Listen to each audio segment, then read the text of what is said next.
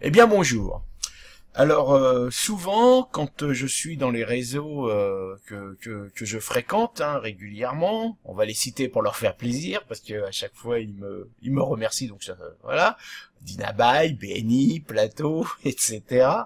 Donc souvent quand je suis dans des réseaux, il y a un truc qui me chiffonne, c'est quand on discute de social selling. J'entends souvent encore maintenant aujourd'hui des entreprises ou même carrément des agences qui conseillent avec beaucoup de certitude que lorsqu'on fait du B2B, on ne doit pas communiquer sur Facebook. Alors, inutile de vous dire que je ne suis absolument pas d'accord avec ça, que je trouve même que c'est une connerie de base de raconter ce genre de choses, et je vais vous expliquer pourquoi. Alors déjà, le social selling, qu'est-ce que c'est? Le social selling, c'est, on le sait, une manière relativement efficace d'aller chercher un contact particulièrement ciblé à un moment où il est disponible, c'est-à-dire qu'il est en train de naviguer sur son réseau social et il est peut-être disponible pour recevoir un message qui va lui permettre de prendre une décision d'achat ou de contacter un nouveau prestataire. Mais ça peut être aussi utilisé en prospection pure et dure où on va nominativement ou par des critères de sélection qualifiants aller chercher des profils qui vont nous permettre, nous prospecteurs, d'aller chercher des nouveaux prospects. Donc, alors pourquoi est-ce que Facebook ne doit pas être ignoré comme aucun réseau social d'ailleurs? Pourquoi Facebook ne doit pas être ignoré, y compris en B2B?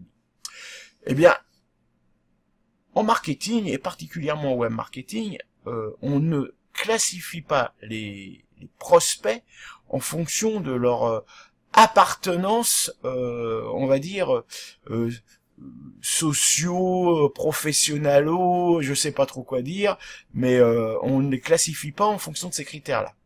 On l'a déjà dit, notamment dans la excellente vidéo que j'avais fait avec Philippe Cole.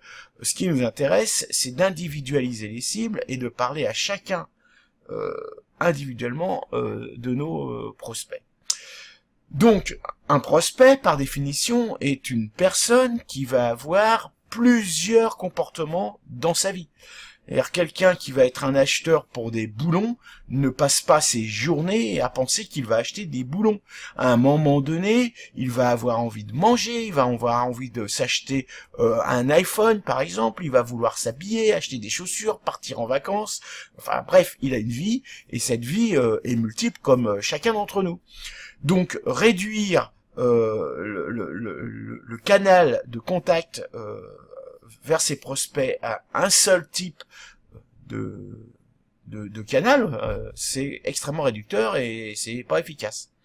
Imaginons notre chef d'entreprise qui cherche à acheter des boulons la semaine, qui se retrouve le samedi soir sur sa tablette en train de regarder les âneries que ses copains ou ses enfants ont pu publier sur Facebook. Et puis d'un coup, une petite annonce bien ciblée, bien faite, pas agressive, va lui expliquer qu'il existe une société qui vend des boulons et qui est pas si mauvaise que ça. D'après vous, que va-t-il faire? Va-t-il se dire, ouais c'est nul, je suis sur Facebook, je ne clique pas sur une affiche de boulons? Non, évidemment que non.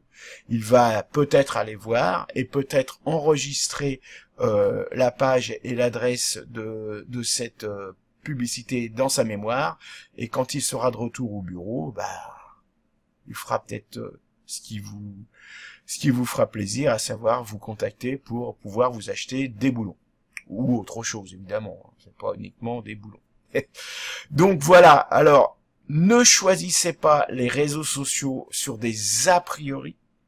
N'écoutez pas les gens qui vous disent non non non, Facebook c'est pas pour le B2B. Comme d'habitude, avec Internet, vous essayez, vous regardez ce que ça donne, et ensuite, et seulement ensuite, vous déciderez si oui ou non, pour votre activité, il est opportun d'aller faire de la pub sur Facebook. Sur ce, je vous dis à demain, et je vous souhaite une excellente journée.